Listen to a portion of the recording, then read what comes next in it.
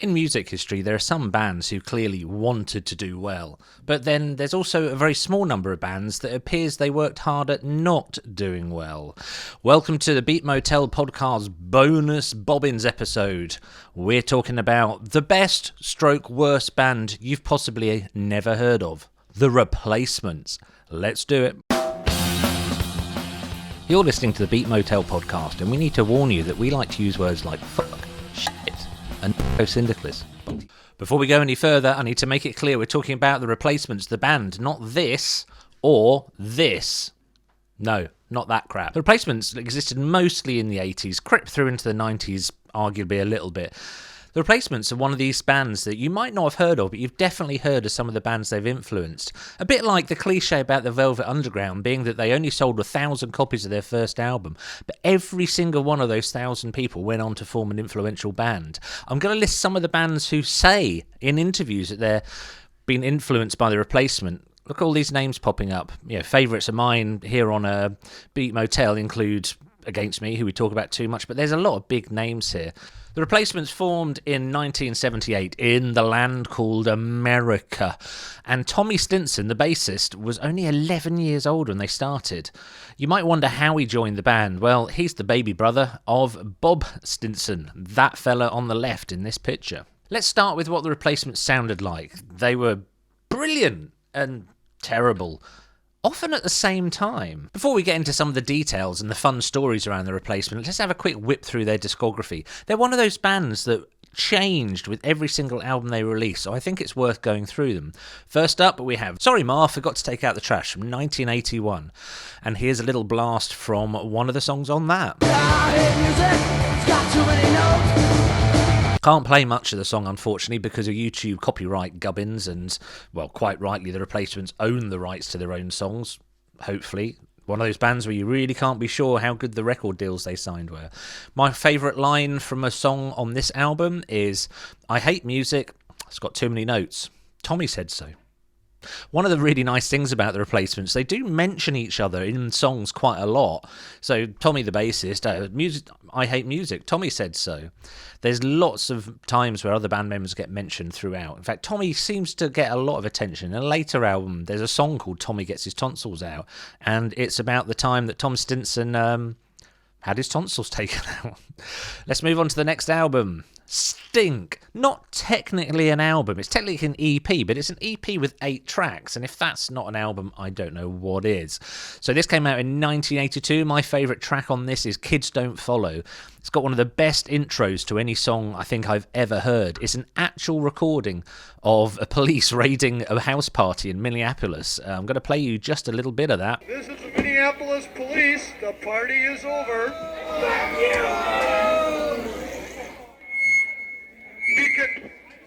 If you all just grab your stuff and leave, there won't be any hassle. Party is over with. Grab your stuff and go, and then nobody goes to jail. That fuck you, man, is a member of Husker Du, who were around at the same time as The Replacements, and they were friends, but they sort of had a bit of a friendly rivalry going on. The Replacements, when they formed, were sort of kept away from the music scene in a really strange way, and there's some rumours that this caused a bit of frustration for bands like Husker Du, who are out there slogging their guts out and doing everything they possibly could, whereas The Replacements, as you'll see in a moment, just seemed to burn opportunities every time they were handed them. Next up, we have Hootenanny, not even recorded in a proper studio. It's a makeshift studio, and when this album's being recorded, the sound engineer was trying to get the band to play and just so they could sound check and prepare and whatever, and the band all swapped instruments, and I don't know if the engineer or the producer didn't notice. That seems really strange to me that might be the case. But they hit record and they started playing a song called Hootenanny, which sounds like this. You might figure out as this story goes on that the Replacements were unafraid of becoming quite refreshed, attaining an advanced state of refreshness, you might say it, and there are several recordings where they sound quite drunk or altered in some other way. Again, legend has it, and I say again because there's a lot of this with The Replacements, could be legend, could be fact, But they finished that thing that you just heard, Hootenanny, and the engineer was like, okay, done with the warm-up, let's record first song of the album. They're like, not a warm-up, it's side A, track 1. Can you imagine what it'd be like getting that album and kind of thinking, what on earth is this? I imagine back when they had listening booths in record shops, somebody must have put that on, put the needle on the first track and just gone, not for me. But it's a really mixed album. It really confused critics when it came out because there's so much variety on it. And it's not like, well, here's a guitar song that's fast and here's a guitar song that's slow. No, it changes genres throughout the album. It very much sounds like a band not so much trying to find their feet, but just having a really good time arsing about. I don't know who was trying to control them. They could barely control themselves. To illustrate that, I'm going to play you a bit of a song called Colour Me Impressed. And remember, this is on the same album as that sloppy drunken episode of Hootenanny that you heard a moment ago. It sounds like this.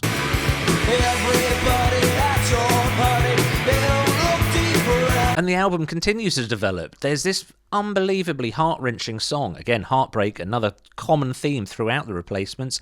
This is called Within Your Reach, and it's beautiful.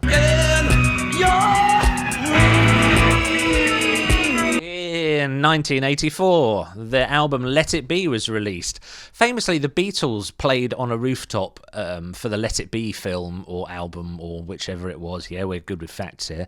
So the Replacements had their picture taken sitting on a roof. I think it was Bobby's parents' roof or Christopher Mars, the drummer's roof. I mean, you're not watching this hoping for actual facts, I hope. This album features Peter Buck of R.E.M. playing mandolin on the first track. So build a picture here. You've got Husker Du, Soul Asylum, The Replacements, and R.E.M. kind of knocking around in the same circles. We all know which one of those bands went on to be massive and which ones became frustrated experiments from pained record execs. I think we'll put it that way. They were still on an independent label at this point, so I feel for those guys. Not the band, I mean the label. They must have had patience of saints. My favourite lyric on this is, how young are you, how old am I, let's count the rings around my eyes. It just rolls and flows so nicely, and it sounds a bit like this. How young are you, how old am I, let's count the rings around my eyes. And on to Tim, album number 4. This is the first album released on Sire Records. Yeah, somehow the Replacements managed to sign a major label deal. I think it's because Husker Du had just done it in a very, very cool way. Husker Du signed to a major without losing any control over anything at all, and any reticence that there might have been on the punk scene at the time about selling out if you go onto a major, Husker Du would have gone some way to sort of dampen that down. That being said, I don't think the Replacements would give a shit about being called sellouts. They kind of appeared to try and keep themselves distant from any scene, which is quite a smart thing. But by the 4th album, the songwriting was getting really strong. It was getting what you could almost call commercial. It was getting to be something that would live on forever. Because the Replacements had some money flowing in for production at this time, they hired legendary singer Alex Chilton, who, well, you can tell they're fans of Alex Chilton because they've got a song called Alex Chilton. Rumour has it, again, could be fact, could be rumour, it's probably fact. After a couple of weeks of studio time with Alex Chilton, the record label execs wanted to know why there was no progress, why nothing had happened. So they went to go and visit the studio and found out that the band had just been getting stoned with Alex Chilton, just shooting the breeze, having a lovely old time, and I don't think they'd even set up their equipment. It's probably true. Anyway, surprising Replacement producer, Tommy Ramone. Yeah. One of the many drummers of the Ramones was brought in to complete the job, and he did a cracking job. Some of the songs on this are unbelievably good. There's a real quality. And by this point in the Replacements, they've flipped from being influenced by other bands. So early on, they wanted to sound like Black Flag and some of the other hardcore bands, and they've flipped from being influenced to being influential. So yeah, they're not really from the punk scene, but they are part of the punk scene, but they're distanced from the punk scene. But some of their influences, like Alex Chilton and bubblegum pop, are really starting to come through, and this is where other bands start to take note. And I think you can argue that after Tim, other bands started forming that took a little bit of a slice from the sound of the Replacements. Let's hear a little bit of it.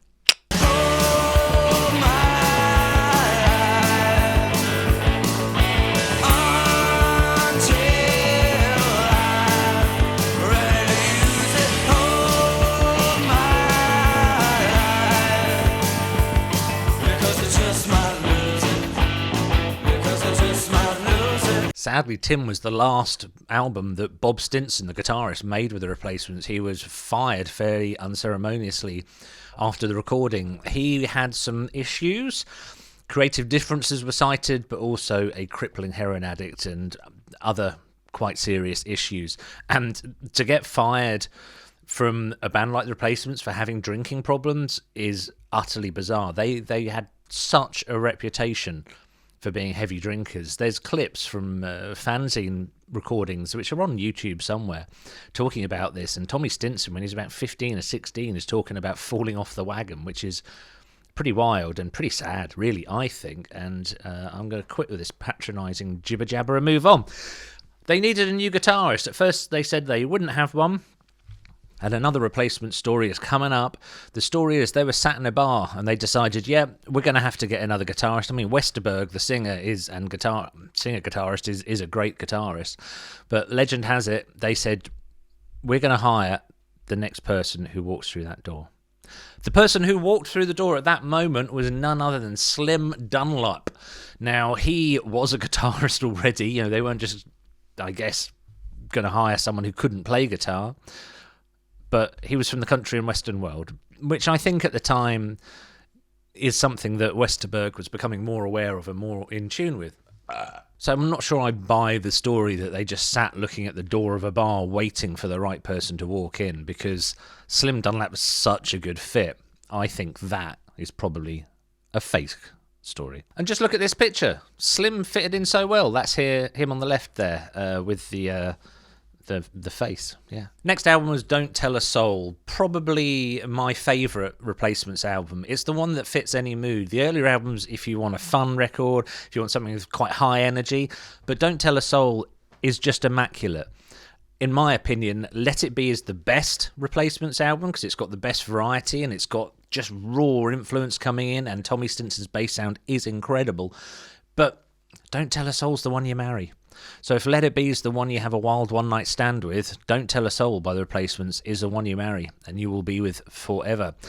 Next album was All Shook Down, but I'm not going to talk about that because it's shit. So, why have you never heard of the Replacements? Well, they appear to have had a bit of a problem with publicity. On Let It Be, they've got a track called Senior Video, which pillories bands that were spending fortunes making fancy MTV videos. In fact, it's so uncommercial as a song, the singing doesn't even come in until about at least halfway through. As I said at the beginning, they were continually offered opportunities to grow and opportunities for exposure, but they just, I don't know if they deliberately sabotaged it every time. Let me show you an example. This clip shows how they got banned from Saturday Night Live. Now, it wasn't just the swearing, it was all sorts of things. If you see all of the clips, they played like 3 times that night. They're all switching clothes in between bands, and they're just mucking about. Mucking about's good. You can muck about on American TV as much as you want. You can show guns on American TV, but swear. They don't like it up 'em. You cannot swear.